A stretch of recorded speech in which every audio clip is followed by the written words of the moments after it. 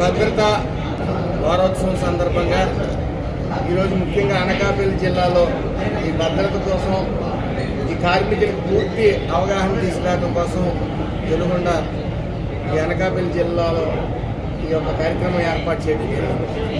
సుమారు 884 factories industries Anakapalli జిల్లాలో ఉండగా సుమారు 205 కెమికల్ ఫ్యాక్టరీస్ ఇక్కడ ఉన్నాయి. ఈ హజార్డస్ ఫ్యాక్టరీస్, ఈ కెమికల్ ఫ్యాక్టరీస్లో నిరంతరం మనం చూసాం. ఈ 9 నెలల్లో 43 మంది చనిపోవడం జరిగింది.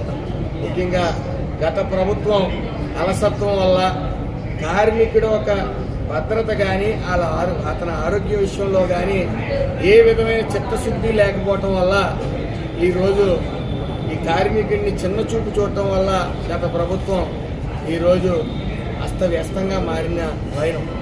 మరి రాష్ట్రంలో తొలిసారిగా ఈ యొక్క కార్యక్రమాన్ని ఈరోజు నిర్వహించిన జేఎన్ఎస్ఆర్ఎం అండ్ ఎస్ఓహెచ్ వారి ఆధ్వర్యంలో ఈ యొక్క కార్యక్రమం జరుపుకోవడం జరుగుతుంది. దీని లక్ష్యం ఒకటే, సేఫ్టీ కిట్ అనేది ఖచ్చితంగా ప్రతి కార్మికుడు వాడాలి. అతని కోసం అతని కుటుంబం వేచి ఉంది. అదే కాకుండా ఈ యొక్క ఇండస్ట్రీస్లోకి ఒక కార్మికుడు అడుగు పెడతా ఉన్నాడంటే అతని ప్రాణాలని యాజమాన్యం చేతిలో పెట్టి అతను అడుగు పెడతా ఉన్నాడు. మరి మొన్న ఎసెన్షియాలో జరిగిన సంఘటన ఏదైతే ఉందో, సుమారు 15 మంది చనిపోయారో, వెంటనే మన రాష్ట్ర ముఖ్యమంత్రి నారా చంద్రబాబు నాయుడు గారు ఎసెన్షియా కంపెనీకి రావటం, ఎన్ఎస్టీకి రావటం, వసుధా మిశ్రా అనే కమిటీని ఏర్పాటు చేయటం, ఆ నివేదిక పై వారంలో ఇవ్వనుంది. అలాగే ఇక్కడ అనకాపల్లి జిల్లాలో ఎక్కువ కెమికల్ ఫ్యాక్టరీస్, ఈ రాష్ట్రంలోనే అత్యంత ఎక్కువ ఫ్యాక్టరీస్ అనకాపల్లి జిల్లాలో ఉన్నాయి కాబట్టి బర్న్ వార్డ్ అనేది లేదు.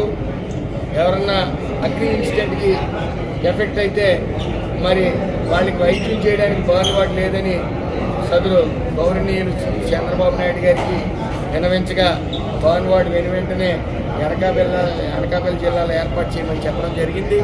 అదేవిధంగా బర్న్ అంబులెన్స్ కూడా మేము సిఎస్ఆర్ ఫండ్స్తో అది ఏర్పాటు చేయడం జరుగుతుంది. అదేవిధంగా ఈఎస్ఐ హాస్పిటల్ ఆల్రెడీ ఎలమెంచిల్లో 30 బెడ్డెడ్ హాస్పిటల్ శంకుస్థాపన చేయడం జరిగింది. అదేవిధంగా మరో 6 హాస్పిటల్స్, ఈఎస్ఐ హాస్పిటల్స్ మన రాష్ట్రంలో ఆమోదం తెలపడమే కాకుండా సైట్లు కూడా అలాట్ చేయడం, సదరు కలెక్టర్లు, జిల్లా కలెక్టర్లందరూ కూడా సైట్లు కూడా అలాట్ చేయడం జరిగింది. అలాగే తిరుపతి 50 బెడ్డెడ్ నుంచి 100 బెడ్డెడ్ హాస్పిటల్స్ కూడా హాస్పిటల్గా ఆమోదించడం. ఎక్కడా కూడా నిర్లక్ష్యం అనేది ఈ ఎన్డీఏ కూటమిలో, ఈ కార్మిక శాఖలో కార్మికుడ ఆరోగ్యం పట్ల కానీ భద్రత పట్ల కానీ నెగ్లిజెన్స్ అనేది ఉండదు. అలాగే అక్కడ నెగ్లిజెన్స్ గత రాజమండ్రిలో ఈఎస్ఐ హాస్పిటల్లో నవంబర్ 10న కార్మికులు ధర్నా చేసినప్పటికీ ఆ నెగ్లిజెన్స్ అక్కడ ఉందనే అక్కడికి ఇన్స్పెక్షన్కి వెళ్ళటం, మరి అక్కడ నెగ్లిజెన్స్ కనపడటం వల్ల 5 డాక్టర్లు, 4 సిబ్బందిని కూడా సస్పెండ్ చేయడం జరిగింది. అదేవిధంగా రాష్ట్రంలో ఉన్న 4 ఈఎస్ఐ హాస్పిటల్స్ కూడా తనిఖీ చేయడం జరిగింది. అలాగే ఎక్కడా కూడా అశ్రద్ధ వహించాం. కార్మికుడు ఖచ్చితంగా ఏదైతే సేఫ్టీ కిట్ ఉందో అది వాడవలసిందే. దానికోసం అవేర్నెస్ తీసుకురావడం కోసం చిన్నపిల్లలకి కొన్ని ఎస్ఐ కాంపిటీషన్స్ లాంటివి పెట్టడం.